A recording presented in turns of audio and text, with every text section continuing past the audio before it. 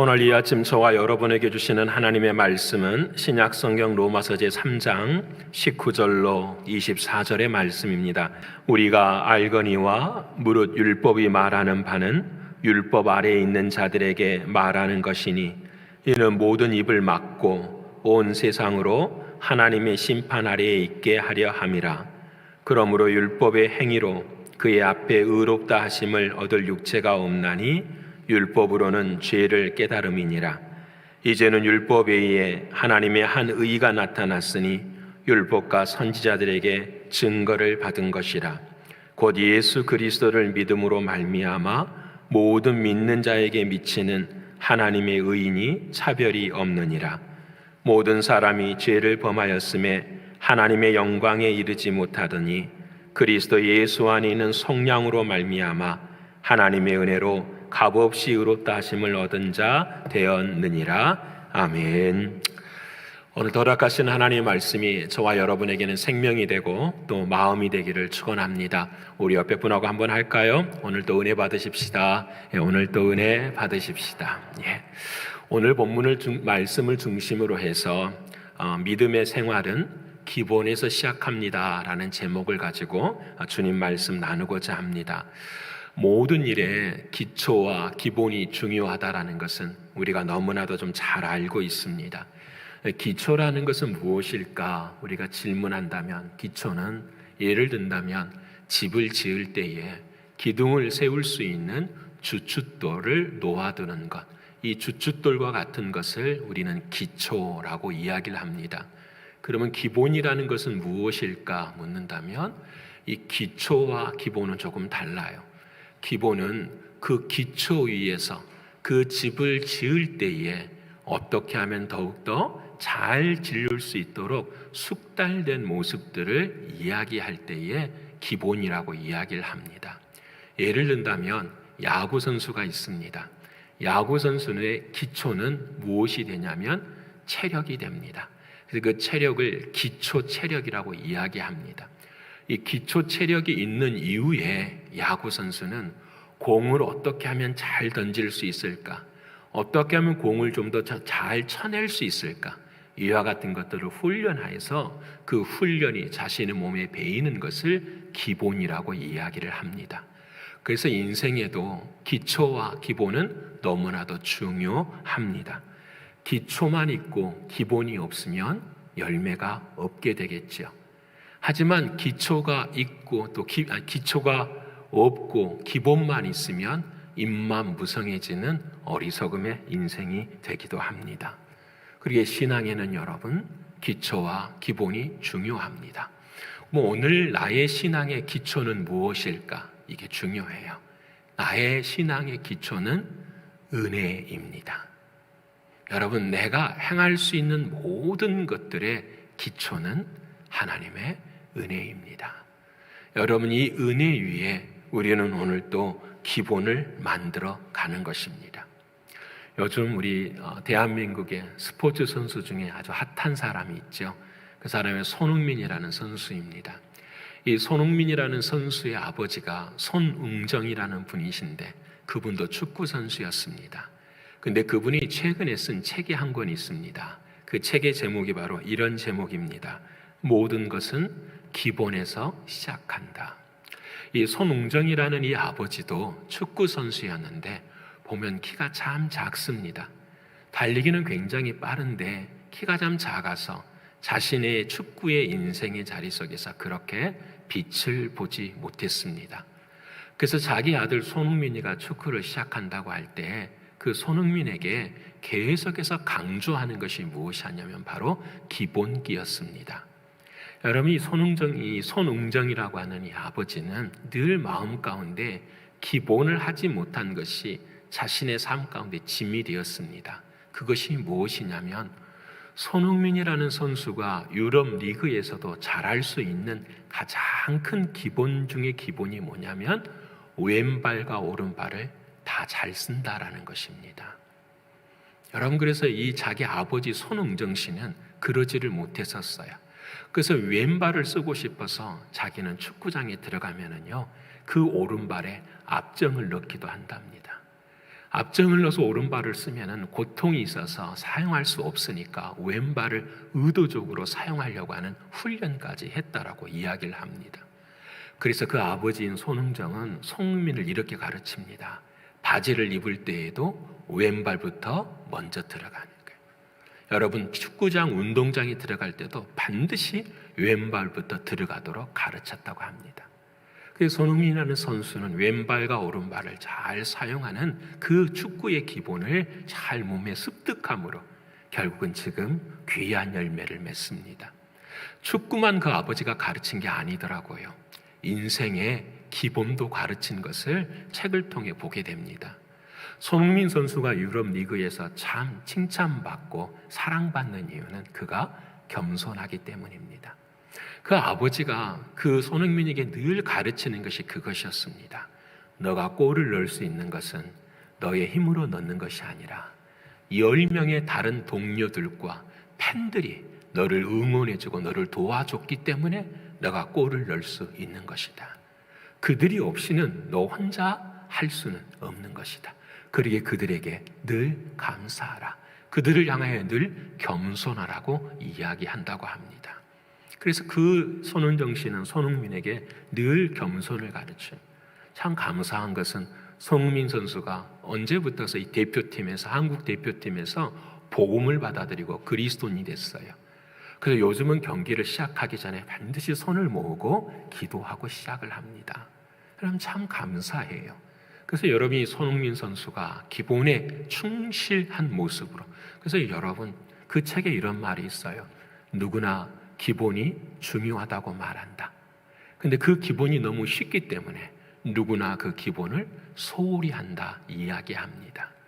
사랑하는 여러분, 오늘 저와 여러분의 인생의 자리에도 구멍이 있을 수가 있고 아쉬움이 있을 수 있고 때로는 후회스러움이 저와 여러분 가운데도 있을 때가 있습니다.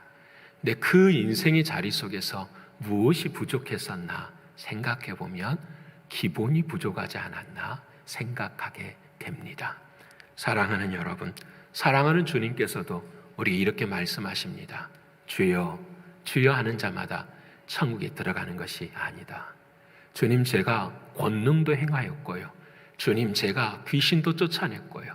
주님, 제가 선지자 노릇도 했습니다. 하지만 주님은 그를 향하여 내가 너를 도무지 알지 못한다 말씀하십니다. 왜 그럴까요? 내가 할 수 있는 일은 다 했는데 왜 사랑하는 주님은 우리에게 알지 못한다라고 말씀하실까요? 여러분, 오늘 본문에 로마 교회도 마찬가지였습니다. 로마서 1장의 로마 교인들을 향하여서 사랑하는 주님은 바울을 통해 이렇게 말합니다. 너희는 거룩하게 부르심을 받은 성도들이라. 또 어느 곳에서도 말씀하지 않는 로마 교인들을 향하여 너희는 예수 그리스도의 것이라 이렇게 말을 합니다. 여러분, 로마 교인들은 굉장히 단단했습니다. 은혜 가운데 굉장한 삶의 자리 속에 서 있었던 교회가 로마 교회였습니다.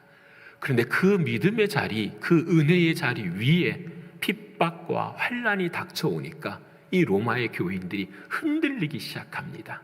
그때에 오늘 주님은 바울을 통하여서 여러분 기본기를 닦아야 됩니다. 기본을 붙잡아야 됩니다. 기본이 단단해야 됩니다. 라고 말씀하시면서 오늘 로마서 3장 19절로 24절까지의 말씀에서 신앙의 기본을 이야기합니다. 사랑하는 여러분, 오늘 이 아침 저와 여러분 모두가 다 정말 나는 신앙의 기본이 있는가 돌아보고 그 기본이 무엇인가를 깨닫고 그 기본을 훈련하실 수 있는 저와 여러분이 되기를 소원합니다. 우리 앞에 분하고 한번 할까요? 기본을 훈련하십시다. 기본을 훈련하십시다. 정말 중요해요. 첫 번째 기본은 무엇인가? 저는 오늘 신앙생활의 기본은 순종이라 이렇게 여러분께 말씀을 본문을 통해 드리고 싶습니다. 오늘 본문 23절이 이러합니다. 우리 같이 한번 읽어볼까요? 자, 시작. 모든 사람이 죄를 범하였음에 하나님의 영광에 이르지 못하더니. 너무너무 중요한 말씀이. 근데 여러분, 이 말씀을 바꾸십시다. 과거에 우리는 죄인이어서 하나님의 영광에 이르지 못했지만 지금은 하나님의 은혜가 내 인생의 기초가 되어서 이제는 하나님의 영광에 이룰 수 있는 사람이 되었다라는 것입니다. 그럼 어떻게 하나님의 영광에 이룰 수 있는가? 죄에서 승리하는 사람이죠. 죄를 극복하는 사람이죠. 죄를 이기는 사람이죠. 그러면 죄란 무엇입니까? 2절에 말씀드렸습니다. 죄는 불법이라. 죄는 내가 주인이 되는 것이라. 죄라는 것은 믿음으로 행하지 않는 것이라. 그러게 죄의 결론은 무엇이냐면 불순종이에요. 죄를 이겼다라는 말은 뭐냐면 내가 순종할 수 있는 사람이 되었다라는 거예요.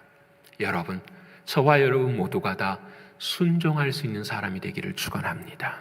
근데 여러분, 중요한 것은 순종을 어떻게 합니까? 물을 수 있어요. 우리는 대부분 다 이 말을 하면은 마음 좀 거리껴요. 목사에게 순종하라는 말인가? 사람에게 순종하라는 말인가? 다른 어떠한 것들 속에서 우리는 이 순종이라는 개념이 마음 가운데 진리로 다가오지 않아요. 여러분, 이것이 우리의 죄된 모습이에요. 순종은 여러분 누구에게 하는 것이냐면 하나님께 하는 걸 믿으십니까? 여러분, 십계명에 하나님께서 이렇게 말씀하십니다. 너희 자녀들아, 너희 자녀들은 너희 부모에게 뭐하라? 순종하라고 하세요. 그 부모가 알코올 중독자든지, 그 부모가 마약을 먹는 사람이든지, 그 부모가 육신이 온전치 못한 사람일지라도 하나님은 그 부모에게 뭐하라? 순종하라고 말씀하세요. 왜 그럴까요?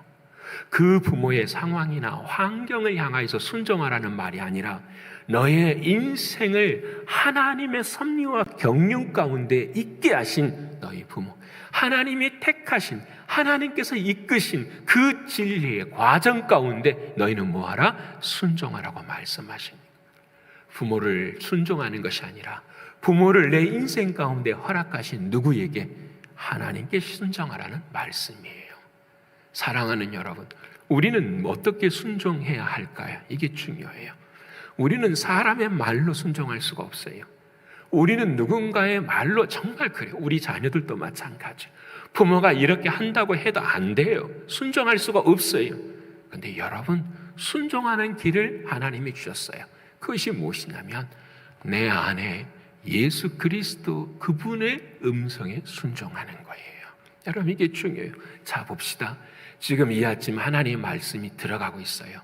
모든 사람이 죄를 범하였음에 하나님의 영광에 이르지 못하더라. 이 말을 귀로 들어요. 이 귀로 듣는 말씀을 가만히 묵상하고 생각하니 내 마음 가운데 깨달아지는 게 있어요. 아, 내가 죄인이라 불순종하고 살았구나. 이 불순종한 인생 때문에 나의 인생에 열매가 이렇게 없구나. 내가 불순종했기 때문에 내 자녀들에게도 아픔이 참 많았구나 라고 많은 것들을 생각하게 됩니다. 이 마음 가운데 깨달아지는 것이 무엇이냐면 바로 레마예요. 누가 가르쳐 주시는 것일까요? 성령님이 가르쳐 주시는 거예요. 주님이 저와 여러분의 마음 가운데 들려주시는 하나님의 말씀인 거예요. 그래서 여러분, 요한일서 2장 27절에 진리의 말씀을 우리에게 하십니다. 우리 같이 한번 읽어볼까요? 자, 시작. 너희는 주께 받은 바 기름 부음이 너희 안에 거하나니 아무도 너희를 가르칠 필요가 없고 오직 그의 기름 부음이 모든 것을 너희에게 가르치며 또 참되고 거짓이 없으니 너희를 가르치신 그대로 주 안에 거하라. 아멘. 여러분, 이 말씀이 너무 중요해요. 다시 말씀해. 너희는 주께 받은 바 기름 부음이 성령님이 너희 안에 거하나니 아무도 너희를 가르칠 필요가 없어요. 이 말이 무슨 말이냐면 교사도 필요 없고 목사도 필요 없고 그 말이 아니에요. 너희 마음 가운데 진짜 가르쳐 주시는 분은 누구시다라는 거죠? 성령 하나님이시다라는 거예요. 여러분, 이 말씀이 내 안에 믿어질 때에 자유하게 돼요. 이 말씀이 내 안에 이루어질 때에 진짜 기쁨이 일어나는 거예요. 우리가 왜 순종을 못합니까? 사람들이 하는 거라고 생각하니까. 그 상황과 환경과 사람에 딱 매여 있기 때문에 우리는 어느 순간에도 순종하지 못하는 거예요. 신앙의 기본은 다른 데 있지 않아요. 내가 들려지는 말에 순종하는 것이 아니라 내 안에 성령께서 기록된 말씀을 통해 하신 말씀에 내 마음에 깨달아질 때, 가르침을 받을 때 그 말씀에 순종하는 것, 이것이 주님이 말씀하시는 순종이에요. 그 순종이라는 단어가 헬라어로 휘파쿠메오라는 단어예요. 휘파라는 말은 무슨 말이냐면 아래에 거한다라는 말이에요. 쿠메오라는 말은 무슨 말이냐면 보고 듣고 깨닫는다라는 말이에요. 순종이라는 말은 무슨 말이냐면 내가 누군가의 아래에서 보고 듣고 깨닫는 거예요. 사람의 아래에서 보고 듣고 깨닫는 것이 아니라 하나님의 말씀, 성령의 말씀 아래에서 보고 듣고 깨닫는 것, 이것을 순종이라고 말씀하는 거예요. 사랑하는 여러분, 오늘 저와 여러분의 마음 가운데도 이 순종이 이루어지시기를 축원합니다. 여러분, 오늘 이 아침에도 거짓 자아에 순종하지 마십시오. 내 육신에 순종하지 마십시오. 내 삶의 피곤함에 순종하지 마십시오. 사람들의 눈에 보이는 것들로 순종하지 마십시오. 여러분이 순종해야 될 것은 오직 한 가지, 여러분 안에 계시는 믿음의 주요 온전케 하시는 예수 그리스도 그분뿐이에요. 여러분 이분에게 순종하실 수 있는 은혜가 있기를 축원합니다. 그래서 여러분, 모든 사람이 죄를 범하였음에 하나님의 영광에 이를 수가 없었어요. 하나님의 영광에 이르는 사람, 하나님께 영광을 돌리는 사람은 어떤 사람이죠? 순종하는 사람이에요. 근데 우리는 세상을 바라보면 이렇게 해요. 잘 보세요. 내가 뭔가를 세상에다 잘 열매를 맺었어요. 그래서 하나님 앞에, 하나님 이 모든 것을 하나님 앞에 올려드립니다. 하나님 영광 받아 주시옵소서라고 이야기해요.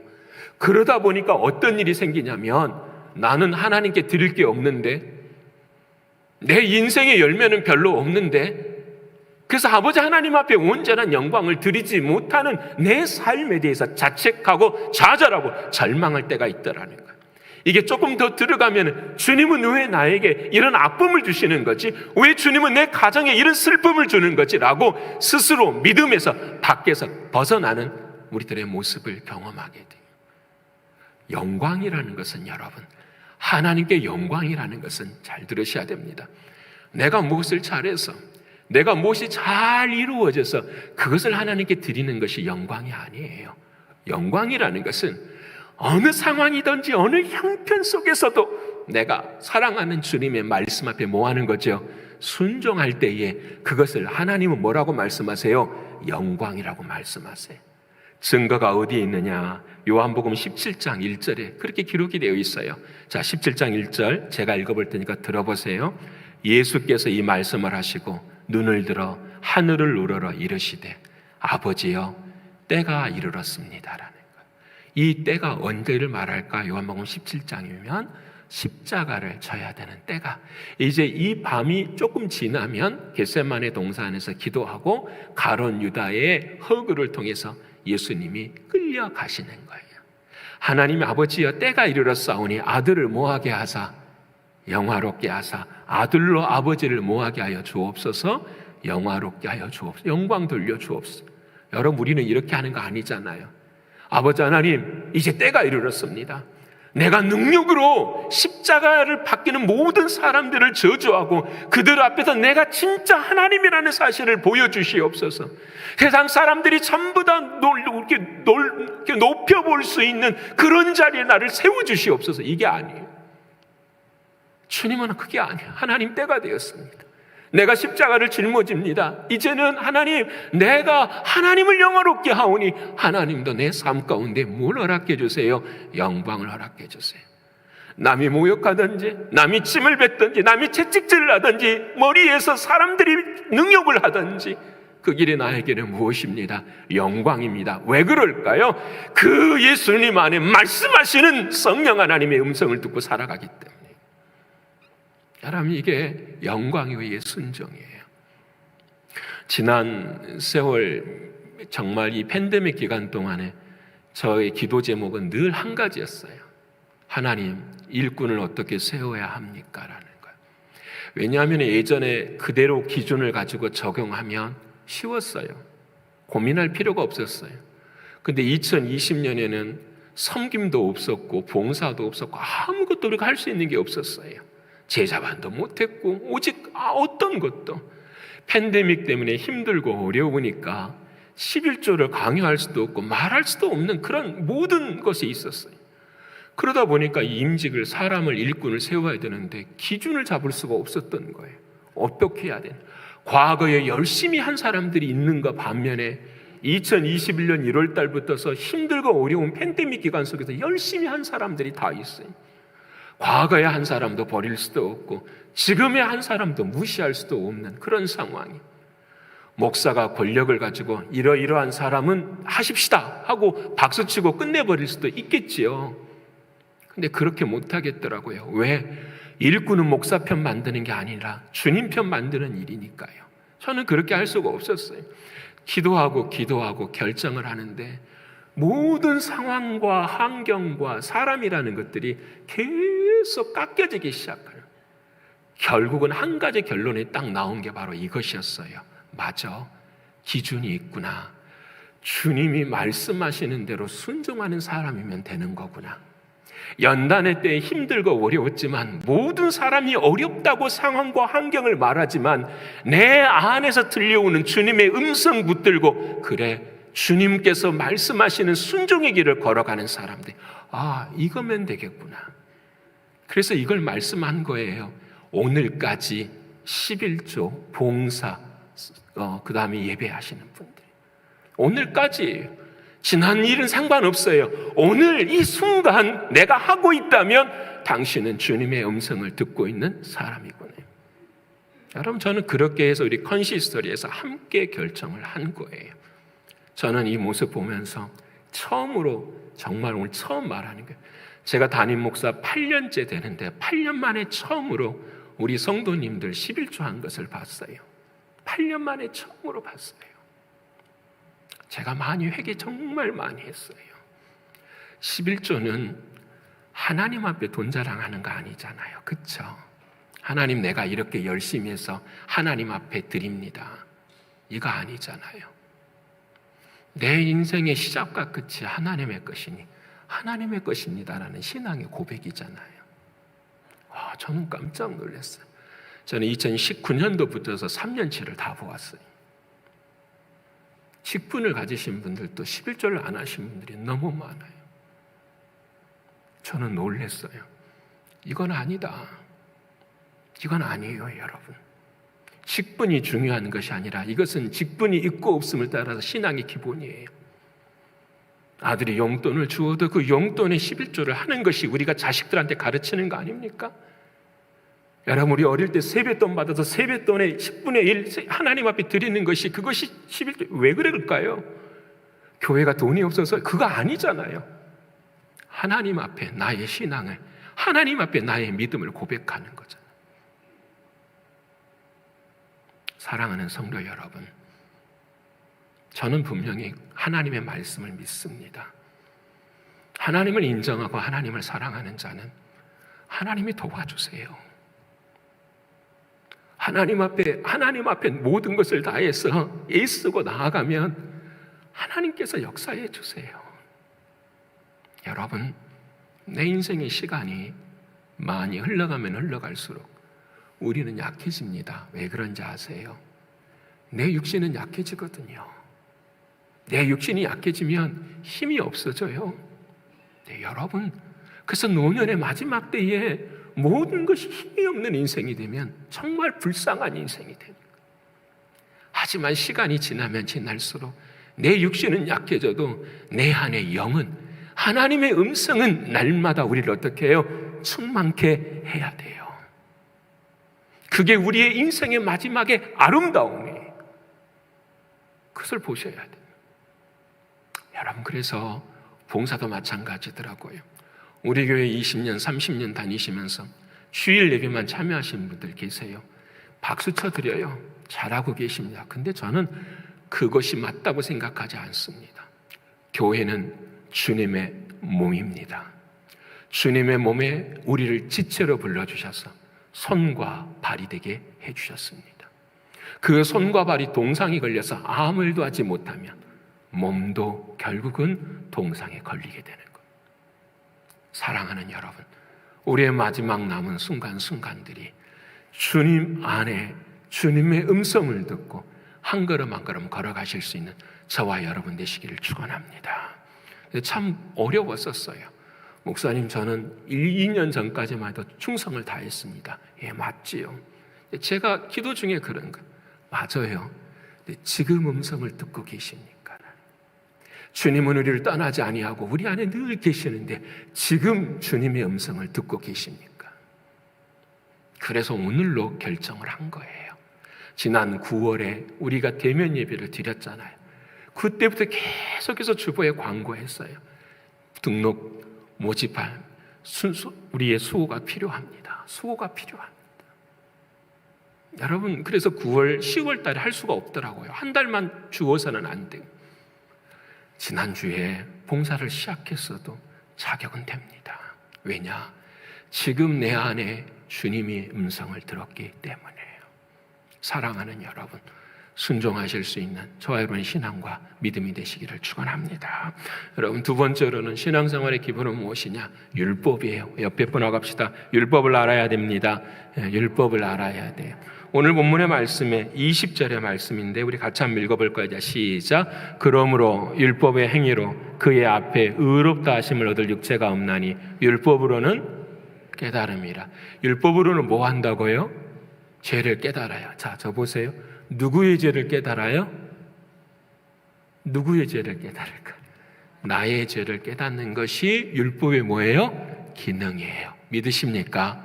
하나님이 모세를 통해서 십계명을 주신 것은 이것을 지키라가 아니라 너희들 지킬 수 없어. 지킬 수 없으니까 회개하는 마음으로 어디 앞에 나와야 돼? 하나님 앞에 나와야 돼. 예배해야 돼. 그 예배할 때 너희 어린 양 하나 끌고 와. 그 어린 양이 누구야? 오실 메시아 예수 그리스도야. 우리들의 신앙의 기본은 늘 무엇이냐면 내가 누구라는 사실을 깨닫는 거죠. 죄인이라는 사실을 깨닫는 거예요. 그래서 우리는 남의 사람의 티를 볼 때 우리는 뭘 봐야 될까요? 나 눈에 있는 뭘 봐야 돼요? 들보를 봐야 돼요. 근데 우리는 법이 사람들에게 뭐가 되면 칼이 돼요. 저 사람은 왜 저렇게 못해? 저 사람은 왜 저거밖에 안 돼? 칼이 되는 거예요. 율법이 칼이 되면 안 돼요. 율법은 뭐가 되냐면 그냥 확대경이 돼야 되는데 모든 사람 옷 위에 먼지가 다 묻어 있어요. 근데 그 먼지를 어떻게 봐야 돼요? 확대경을 가지고 보는 거예요. 내 마음에 묻어 있는 그 먼지를 확대경을 가지고 내 죄를 크게 보는 것, 이것이 율법의 기능이에요. 오늘 성경은 우리에게 말씀하십니다. 율법의 행위로는 그 의롭다 하심을 얻을 육체가 없으니 율법으로는 몸 아니라 죄를 깨닫는 것이라 이것뿐이라고 말씀하시는 거예요. 사랑하는 여러분, 법은 나를 향해서 주시는 거예요. 내 삶 가운데. 여러분, 요즘 문화의 그 오징어 게임 이야기 한 번만 더 하십시다. 오징어 게임 저는 다 안 봤어요. 그냥 한 20분 정도만 짤로 봤는데요. 그 본 모습 속에는 가슴도 많이 아팠지만 그 오징어 게임을 통해서 그 그 감독이 하고 싶은 말은 다른 데 있는 것 같더라고요. 그건 뭐냐면 세상에 1등만 기억하는 세상, 이건 잘못된 것이다라는 것을 아마 웅변하는 것 같은데 세상은 그렇게 보지 않더라고요. 세상은 뭐예요? 1등해야 그 돈을 가질 수 있다. 그래서 다른 사람들을 뭐해도 죽여도 된다라고 생각하는 마인드로 세상은 그것을 해석해 가고 있더라고요. 근데 최근에요, 그 장면에, 한 장면에 오영수라는 영화 배우 한 사람이 있어요. 여러분, 나이가 많이 드신 분인데 77 되시는 분이세요. 근데 77 되시는 분의 그 모습이 제가 본 작은 장면에 그것이 나와요. 주인공하고 이 어르신하고 둘이 대화를 하는데 이 어르신이나 주인공이 누군가가 포기하지 않으면 살 수가 없는 상황이더라고요. 근데 이 어르신이 먼저 뭐예요? 포기를 해요. 자기가. 그 사람을 살리려고 자기를 포기하는 모습. 그 장면이 어렴풋하게만 보여주지만 그게 제 마음에 참 다가오더라고요. 근데 그분이 그런 말씀을 하시더라고요. 이제 영화가 다 끝나고 대담을 하는데 어떤 대담을 하냐면 그런 이야기들을 쭉 하면서 자신의 인생의 77에 자신의 77의 나이에 세상을 바라보니까 가장 중요한 언어가 무엇일까 묻는다면 자기는 아름다움이라고 이야기를 하고 싶대요. 아름다움과. 여러분, 저는 그 말에 참 가슴이 좋았어요. 그 대화하는 그 대담의 자리가 아름답고 사람을 만나는 것도 아름답고 내게 주어진 모든 시간의 흐름들이 아름다워지는가? 이것이 자기가 지금 가슴에 가장 소중하게 안고 살아가는 한 단어라고 이야기를 하더라고요. 제가 그 말을 듣고 왜 우리는 그 아름다움을 경험하지 못할까? 답은 하나더라고요. 내가 죄인이라는 사실을 모르니까. 내가 연약한 사실을 모르니까. 내가 반드시 죽으면 하나님 나라에 서야 된다라는 사실을 내가 모르니까 이 삶의 자리 속에서 아름다움이 아니라 내 욕심, 내 혼자만을 위해서 살아가는 인생의 자리에 서게 되는 거예요. 사랑하는 여러분, 오늘 저와 여러분의 마음 가운데도 아름다움이 있기를 소원합니다. 나는 반드시 연약한 사람이고 나는 부족한 사람이에요. 그래서 그 연약한 한계를 내가 바라볼 때에 하나님 앞에 설 수 있는 그것이 율법의 기능이에요. 저는 오늘 이 시간 우리 신광교회에 대한 꿈을 이야기하고 싶어요. 저는 우리 교회가 이런 교회 됐으면 좋겠어요. 어떤 교회냐면요, 이것을 임직을 발표하면서도 되게 고통스러운 부분이 그 부분이에요. 뭐냐면 누가 누구를 판단합니까? 라는 거예요. 누가 누구를 투표합니까? 라는 거예요. 저 사람은 장로의 자격이 있어. 저 사람은 안수집사의 자격이 있어. 저 사람은 권사의 자격이 있어. 누가 누구를 판단해요? 우리 솔직히 아무도 그럴 사람 없잖아요. 내가 놓고 하나님 앞에 질문해. 하나님, 이것이 내가 하나님 앞에 서면은 하나님께서 나에게 질책하실 것이 아닌가 묻게 돼요. 아니 목사님, 투표하는 가운데도 하나님의 뜻은 존재합니다. 예, 알지요. 근데 왜 우리는 그 방법밖에 쓸 수 없느냐라는 거예요. 그래서 투표를 많이 얻으면 와, 내가 신앙생활 잘했구나 하고 어깨에 힘이 들어가고, 내가 투표를 정수수를 적게 얻으면 와, 나는 왜 이러지? 라고 생각하면서 좌절하는, 아니 왜 세상의 성가판과 같은 똑같은 그런 그 구조가 이미 이 교회 안에도 자리매져서 누구나 그 자리가 보편타당하다고 생각하는 모습이 너무 가슴 아파요. 저는 언젠가 바뀌었으면 좋겠어요. 우리 교회에 등록하고요, 5년 동안 11조하고 봉사하고 예배 잘 드리면 자연스럽게 안수집사가 되는 거예요. 투표 없이도요. 안수집사로서 그 이후에 5년을 11조 잘하고 봉사하고 잘 섬기면 장로가 되는 거예요. 권사가 되는 거예요. 그러면 그 사람은 몇 년 했을까요? 10년을 우리 교회에서 예배 드리고 봉사하고 11조에 그만하면 장로들 자격 있지 않나요? 저는 그렇게 생각이 들더라고요. 왜 우리가 투표해요? 왜 우리가 해요? 내 자신도 목사인 내 자신도 부끄러운데. 이 말이 지금 왜 제가 말씀하냐면, 율법의 기능은 죄인을 깨닫게 하는데 왜 율법을 가지고 우리들이 그 율법의 부족한 점들, 아니 잘못된 점들 우리가 생활하고 활동하고 있는가, 이 말씀을 드리고 있는 거예요. 사랑하는 여러분, 저와 여러분의 모두의 삶 가운데 하나님의 율법의 기능이 무엇인지를 깨닫고 매 순간순간마다 어떻게 해요? 아, 내가 죄인이구나, 나는 약한 인간이구나, 우리가 늘 그 마음을 잊지 않는 저와 여러분의 신앙의 기본이 되기를 소원합니다. 이제 마지막으로 신앙의 기본은 뭐냐? 하나님의 의예요. 옆에 분 합시다. 하나님의 의입니다. 하나님의 의예요. 오늘 본문 21절의 말씀은 너무너무 중요한 말씀이죠. 자, 읽으십시다. 시작. 이제는 율법 외에 하나님의 한 의가 나타났으니 율법과 선지자들에게 증거를 받은 것이니라. 나는 의가 없는데 누구의 의가 있어요? 하나님께 의가 있어요. 근데 그 하나님의 의는 무엇이냐? 22절입니다. 자, 읽겠습니다. 시작. 곧 예수 그리스도를 믿음으로 말미암아 모든 믿는 자에게 미치는 하나님의 의인이 차별이 없느니라.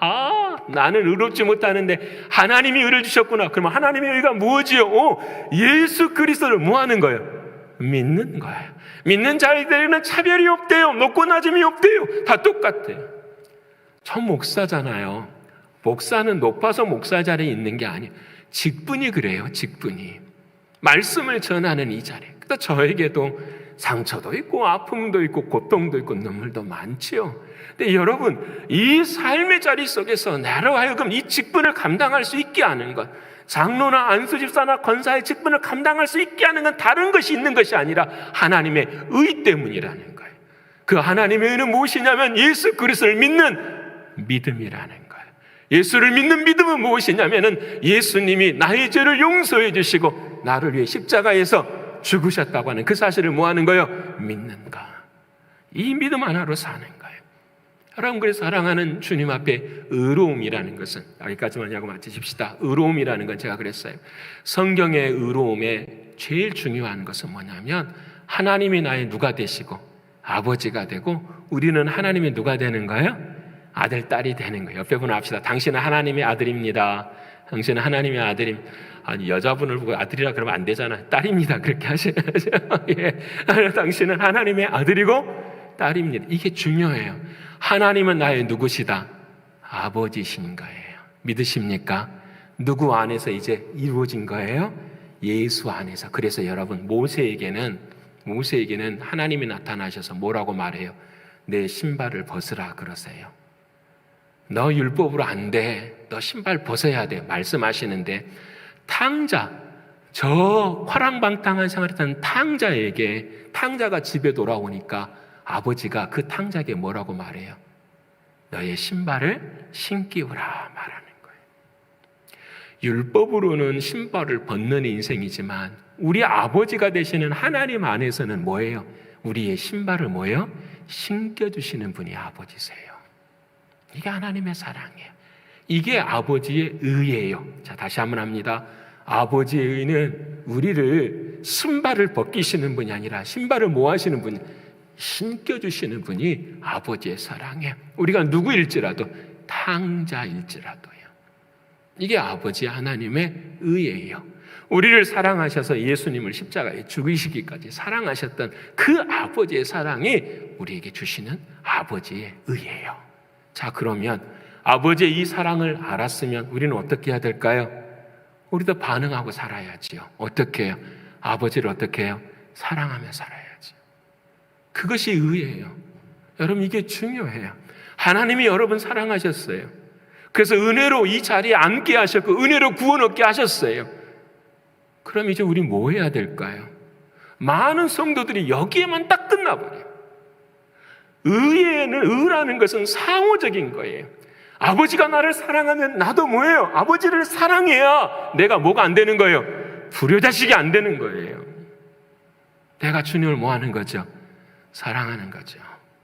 내가 아버지를 사랑하는 거예요. 이것을 하나님은 우리의 뭐라고 말한다? 의라고 말하는 거예요. 내 안에서 누구와 함께? 주님과 함께 살아가는 게. 이게 의인 거예요. 그게 눈물이 나는 거죠. 그러니까 하나님은 이렇게 말씀하시는 거예요. 들어보세요. 아담아, 너는 내가 필요 없을지 몰라서 너는 에덴 동산에서 나를 부인했지만 나는 너가 필요해. 아담아, 나는 너가 필요해서 내 아들 예수를 너를 위해 십자가에 죽여서 너를 가죽옷으로 입히시는 거야. 여러분, 우리들의 사랑이 그래. 아버지의 사랑이 그래. 여러분, 그래서 우리는 어떻게 살아가야 돼요? 주님의 의를 가지고 아버지를 사랑하며 살아가야 돼요. 일주일에 한 번 예배 드리는 것으로 사랑하는 것이 아니라 매일매일 사랑하는 주님 말씀 없으면 살 수 없을 것 같은 그 믿음으로 사는 거예요. 하나님이 도와주시지 않으시면 아무것도 할 수 없는 것 같은 그 의로움으로 살아가는 거예요. 이거 주님 우리에게 말씀하시는 거잖아요. 사랑하고 계십니까? 제가 저와 여러분에게 묻는 말씀이에요. 주님의 십자가의 사랑 말하면서 히브리서 13장 12절과 13절에 우리에게 주시는 말씀이, 우리 같이 한번 읽어볼까요? 자, 시작. 그러므로 예수도 자기 피로써 백성을 거룩하려 하려고 성문 밖에서 고난을 받으셨느니라. 그런즉 우리도 그의 치욕을 짊어지고 영문 밖으로 그에게 나아가자 하며. 어떤 분들은 봉사한다고 힘들어서 못한다고요. 여러분, 오늘 성경 말씀이 뭐라고 해요? 그의 치욕을 짊어지고. 힘든 거예요. 오늘 우리 하늘소리 찬양대 찬양처럼 어려운 거예요. 하지만 여러분, 우리는 그 일을 감당할 수 있어야 돼요. 왜냐하면 내 안에 그 주님의 사랑이 함께 하시기 때문이에요. 사랑하는 신광의 성도 여러분, 우리 모두는 다 이제 얼마 안 있으면 주님 앞에 다 설 거예요. 여러분, 그때 핑계가 없었으면 좋겠습니다. 상황이 이래서, 사람이 이래서, 환경이 이래서 그런 핑계하지 마시고 오늘 본문의 말씀처럼 기본을 훈련하십시다. 순종하고 율법을 통해 내가 죄인이라는 사실을 늘 잊지 않고 하나님의 의 예수 그리스도 그분의 사랑을 감당해내실 수 있어서 저와 여러분 모두가 다 이 직분자의 자리에 서서 하나님의 뜻을 이루시는 우리 모두가 되시기를 간절히 축원합니다. 기도하겠습니다. 고마우신 아버지 하나님 감사합니다. 은혜만 받았지 기본을 훈련하지 못했습니다. 기본을 행하면서도 내가 행한다고 생각할 때가 많아서 좌절하고 불평할 때가 참 많았습니다. 아버지 하나님, 오늘 주님께서 말씀하신 것처럼 온전한 순종을 이룰 수 있는 우리들이 되게 해 주옵소서. 사람의 말, 상황이나 환경의 말을 듣는 것이 아니라 내 안에 들려주시는 성령의 음성을 들을 수 있는 우리가 되게 해 주시옵소서. 아버지 하나님, 율법으로는 죄를 깨닫게 하심이라 말씀하셨사오니 늘 법 앞에서 나의 죄인됨을 보게 하시고 나의 들보를 볼 수 있는 우리들이 되게 해 주시옵소서. 하나님, 그 속에서만 좌절하지 않게 하시고 하나님의 의가 되신 예수 그리스도 그분의 사랑이 우리 안에 있음을 깨닫게 하시사 그 사랑을 짊어지고 걸어갈 수 있는 우리 모두가 되게 하여 주시옵소서. 사랑하는 주님, 고맙고 감사합니다. 우리의 남은 인생 평생 동안 이 신앙의 기본기를 훈련하는 우리 모두가 되게 하여 주시옵소서. 감사를 올려드리며 예수님의 이름으로 기도드립니다. 아멘.